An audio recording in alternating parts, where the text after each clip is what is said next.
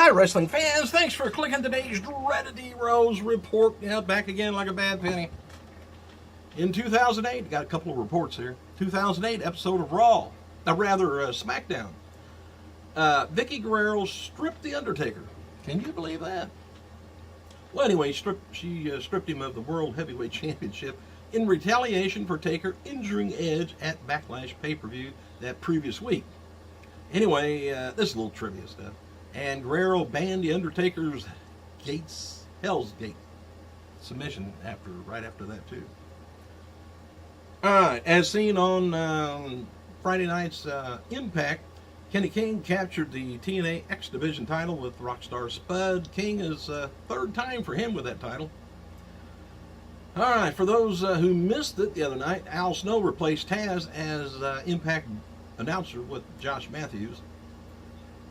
Next week's live TNA is going to be from Orlando. It's going to be featuring Gail King and Awesome Kong taking on the Dollhouse. Also confirmed for next week is going to be Mr. Anderson taking on Ethan Carter III.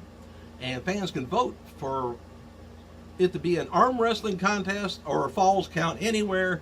I could bet they may get 2 votes for the arm wrestling, but I wouldn't think they'd get anything else for it. But WWE has a 5-minute live post-Raw Fallout scheduled for 11:06 on Monday night, or tonight, whichever you want to say. After that, new WWE 24 special on Roman Reigns is going to be airing 11:11 Eastern Standard Time to 11:36 Eastern Standard Time. Says about the edition, says this edition 24, we revealed a personal story of a rising star and his family, his memorable experience at WrestleMania 31. He hadn't had too much memorable stuff yet. He hadn't been there that long. Come on, give him a break.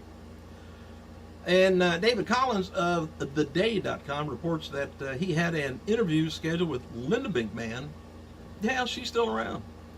Anyway, she had it scheduled for Linda, but it was canceled. And it appears that Linda is gearing up for a new project, as the interview was scheduled to take place in Stamford, Connecticut, offices of a new business called McMahon Ventures. Collins was told that the offices for the business are in a different building other than the WWE offices, and Linda also has a public relations staff, and one of those workers told Collins that she is working on the project and isn't quite ready to unveil,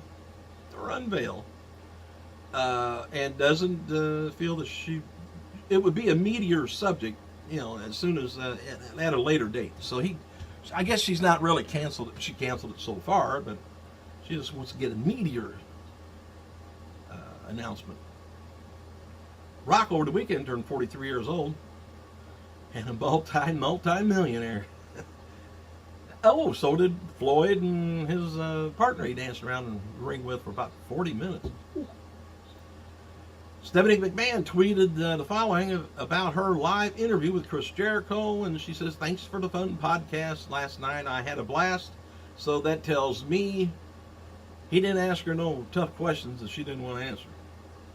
WWE website confirmed that Alex Riley, he's going to be having surgery next week, but did not have a timetable on his return, and we're all sitting on the edge of our seats waiting for that. Noted before, Riley is getting a procedure done that will fix a degenerative arthritis, I guess it's an arthritis, in the right knee. It's you get some arthritis in there, there's a little buildup of calciums and stuff like that, and they do a little arthroscopic surgery usually. Take those things out. It's kind of nasty, but it needs to be done sometime. Doesn't matter whether you're a wrestler or not. And it's going to be a storyline injury, I guess.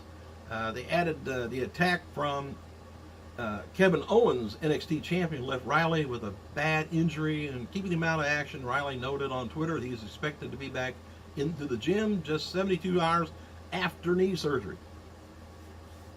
Man, scar ain't even going to be healed by them. Well, I guess you don't heal a scar, do you? Well, anyway. Oh, don't know if you've seen this on the Diamond Dan Facebook page, wrestling page. I got a picture of Jillian Hall on there. She was arrested for DUI back in April 10th, Orange County, Florida.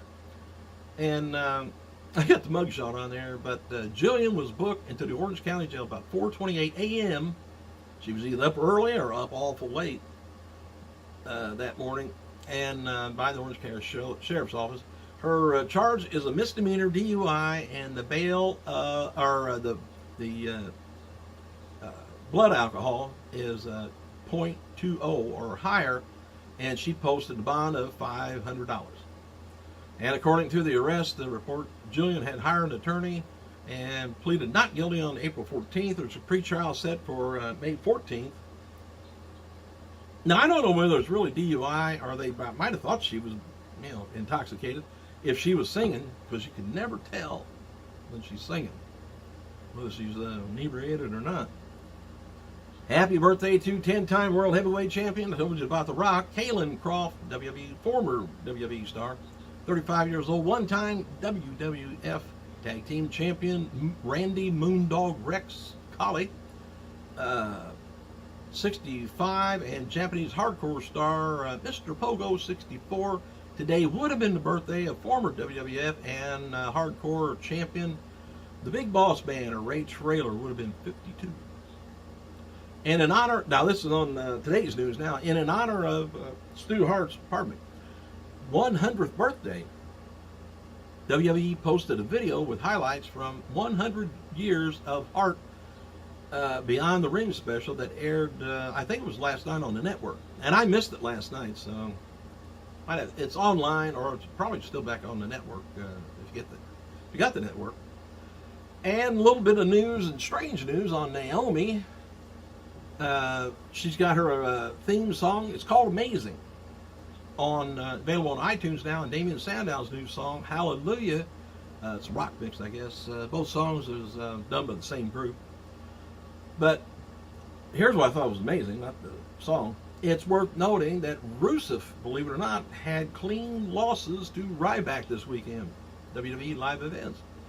Before Rusev began feuding with John Cena, the single matches that live events were always, he either always won, or it was a DQ, or count out, or some other type thing, but not an outright loss. It is now. Tamina Snuka, who made her in-ring return, I think during the WWE European tour, appears at live events this weekend as a bodyguard for Naomi, who lost the NXT champion, Charlotte, by the way. No word yet on whether Tamina and Naomi is going to be paired up on TV or not. I think trying it out, see how it works. And Chris Jericho, he's teasing a big announcement. He said today the announcement will come on Wednesday's episode of Talk Is Jericho. Let you know more on that. Stephanie McMahon should be back on TV maybe tonight, as she's back in the United States last week after returning from her trip from Singapore, Beijing, Shanghai. She was with the Eisenhower Fellows Multi-Nation Program. And looks like Stephanie's going to be taking more time off soon, though. She told Jericho that she's going to go do another trip with the Eisenhower Fellows later this year. And a new episode of Renee Young's Unfiltered premieres on the network this Wednesday, 4 p.m. She interviews actress Sofia Vergara, which I would love to have done that. Interviewed her, or anything. And Reese Witherspoon, director of Ann Fletcher's movie Hot Pursuit. I don't know if you've seen the commercials on that or not, but they got a beautiful kind of red, I think it's red, it looks like cherry red, 63 Cadillac convertible that gets wrecked. I've got one, but it don't look that good. It don't even look that good wrecked. Love them cars. Heartbroken. New episode of Corey Graves' Culture Shock premieres Wednesday at 5 p.m. on the network, with Corey Graves visiting the Star Wars convention. And it's believed there's going to be a little time left on The Undertaker's current WWE contract, according to Wrestling Observer Radio. And obviously, Taker's expected to work with WWE after he retires from the ring in some sort of a deal, but it's going to be beyond, I'm sure, the standard Legends deal. They ain't saying he's retiring. They just said the contract's kind of right there. And they may do a contract each, WrestleMania. Now, who knows? They can do whatever they want. Oh, as noted before, ESPN E60 was going to be premiering WWE Behind the Curtain documentary on ESPN on Tuesday night, 8 p.m. E60 producer Ben Hauser recently spoke with Mike Monahan of the Post and the Courier about filming it, and it was noted that the fans, he says, will never again boo Adam Rose after watching this special. He says our goal is to tell a story that hadn't been told, and WWE and their talent, down in developmental NXT, who are the real life people behind the characters, how WWE creates the characters, evaluate performances, and it's the first behind the scenes for NXT shoot in Florida at Full Sail University. We got resistance from some of the WWE television folk. No one ever before been allowed to film, rehearsals, backstage current events, and even stuff in the locker room, and interactions between agents and performers who and after matches. So it's going to be a hell of a deal. I think it's going to be great. When did I say that was? 8 p.m. Tuesday night. ESPN WWE Behind the Curtain. And Triple H even allowed some of the NXT stars to shoot on handheld E60 minicams during the practice and at home. In the end, we came away with something really unique, compelling, and the highest quality. Something that we're very much looking forward to sharing with the fans. I'm ready to take a look at that. Thanks for clicking, you guys. I gotta go.